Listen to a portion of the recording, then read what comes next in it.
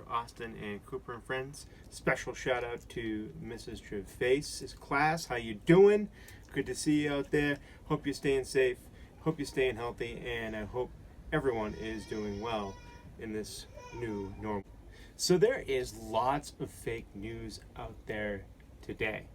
Information made to mislead you, information to make you click, and information out there that will try and get you to buy in to whatever they're selling, because that's exactly what they're trying to do. They're trying to get you to click on that page or that information in order to sell you some advertising that they hope that you'll click on and buy.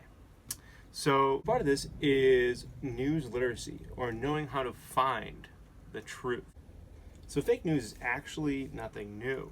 Harry S. Truman won the 1948 presidential election.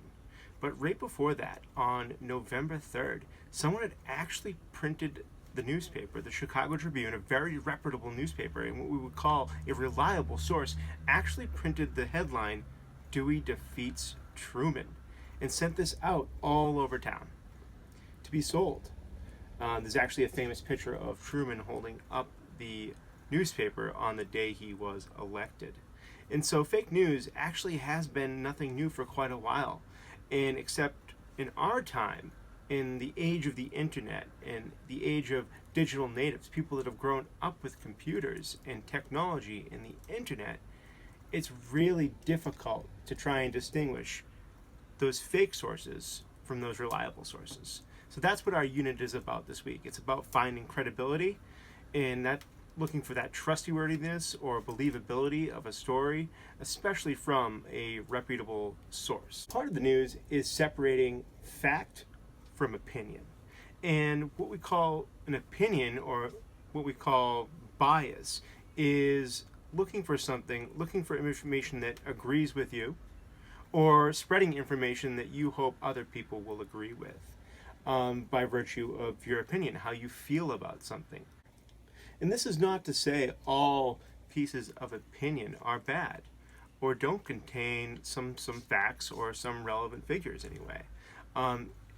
This is about the credibility of the news itself or the opinion itself. And in our digital landscape, the internet, we often find a lot of what we call clickbait. And clickbait is there for you to click on, and sometimes it's just for entertainment. It could be a BuzzFeed quiz about who is the best dog on the English teacher from 7B. And we all know who that would be. But nonetheless, that appeals to my senses. So that's something I would click on. If you're a baker and you see the top 10 recipes this year, that's something you might want to click on. And your phone knows this. It knows what sites you've been to. It knows what information that you've liked before or clicked on before. And part of it will come back to you.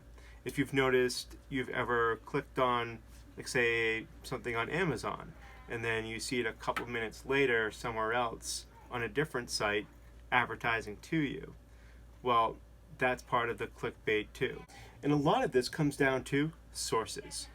Sources are reliable entities, reliable places, reliable spots on the internet or in print at your local library where you can find facts and quality information based on real evidence and based on actual journalism.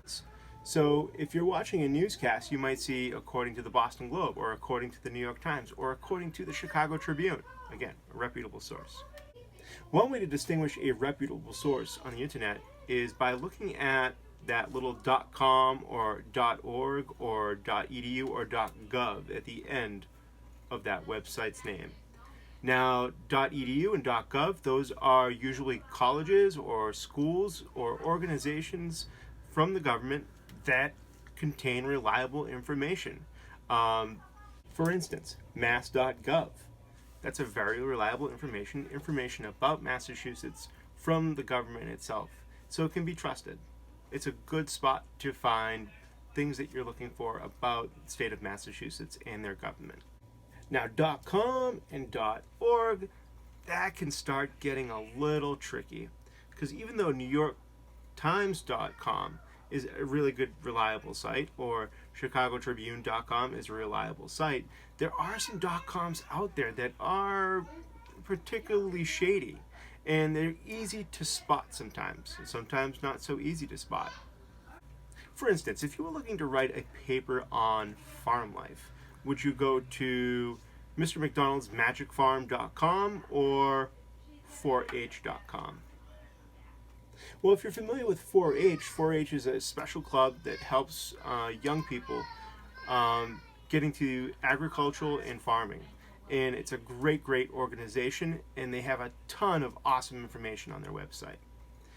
However, if you were looking for information about, I don't know, berries, well, you could go to the Massachusetts Cranberry Association website, which is actually cranberries.com, and you would get so much great information about the cranberry growing business right here at home, happening right down the street in our backyard. But if you went to Mr. Pretz's magicberryland.com, you might not get so much of that reliable information. So part of it is studying the site, investigating it. If someone has enough credibility to get the name cranberries.com and maintain it as a Massachusetts Cranberry Growers Association website, chances are that's pretty good, reliable information. You can find phone numbers and other websites associated with this, linking you to good quality information.